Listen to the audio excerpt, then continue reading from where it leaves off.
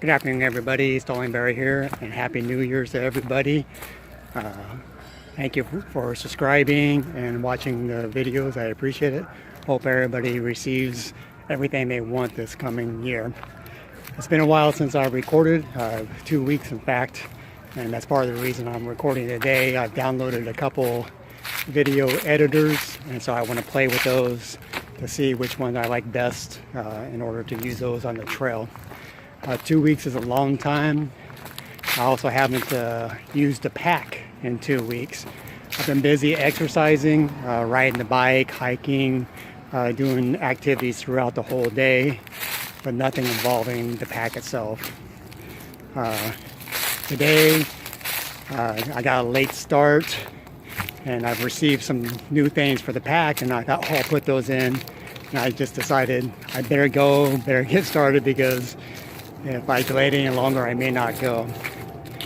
I know I've gone, or I will go at least 10 miles, maybe 11 today. I didn't set the Fitbit up in order to monitor the whole activity, so I'll see what I get on there. I went to a turnaround point that I'd used before and went beyond that to just ensure I get at least 10 miles in today. The legs feel fresh, and they should after 2 weeks of no backpacking, but I want to get back in the routine. I know my last videos when it was 2 months out, I was wondering if I was going to be overtraining, and now with that little break with the backpack, it's probably going to be just right. This is take 2. I did it earlier. I thought, well, maybe I left some things out, so let me see. You may notice some splicing in here to make sure I get everything in.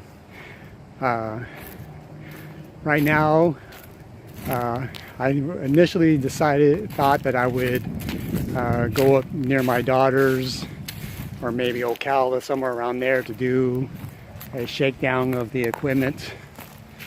A couple days there, and then one final one in Georgia, real conditions. My friend Danny talked about a loop in Georgia. I wasn't even sure what he was talking about until I watched Evan's backpacking videos, and he had actually done the Georgia loop prior to his thru-hike. And I think that's a pretty good idea. It's whether or not I can find the time to travel that far to do it. Real world conditions, the weather would be similar, probably even colder, so if I can survive that, better. Everything's been good. Last video with the tripod, I'm kind of figuring out that I kind of like holding it by hand better. I can see it. I have indication of which way it's recording. A couple times the last time with the tripod, I didn't give the gimbals time to settle out or stabilize, and everything recorded vertically, and that wasn't my intention. So at least this way I know which way it's recording. The other one was about cold soaking. I'm just looking for variety in different ways. As it is now, I kind of like just grabbing things and eating on the go.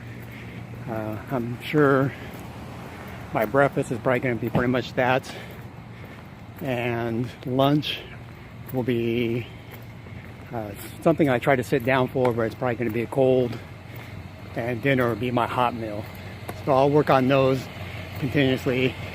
Maybe at the end I just grab things, or I can pack and go and eat on the run. It's all everything's a work in progress, so we'll see how that goes. The other thing that I've been doing over the past couple weeks is not getting a haircut. I'm at least 2 or 3 weeks overdue for a haircut. It's the first time since high school to start hitting my ears. I did trim it up a little bit around the ears and the sideburns for New Year's. It reminded me of my son when he was like 14 and growing out sideburns. He had these kind of wing things going out, and so I trimmed those up just for the New Year's. I figured it'd be a little more comfortable during the winter months. Maybe help insulate my ears a little bit to have the hair. But it feels kind of funny after so many years start touching it. During that 2-week period, I got an opportunity to see my daughter. I went up there early for early Christmas with the granddaughters. My son came down from Louisiana. We spent time with my daughter. Then he followed me a day later down to Miami, and he spent 5 or 6 days here. So that was great. Denai's also on her winter break. So we've been spending time together and getting those household chores and stuff done around the house. That's what's been keeping me busy too. That's why I haven't had a 4 or 5 hour block to go out hiking. But she goes back to school on Monday, and so I'll concentrate on doing that.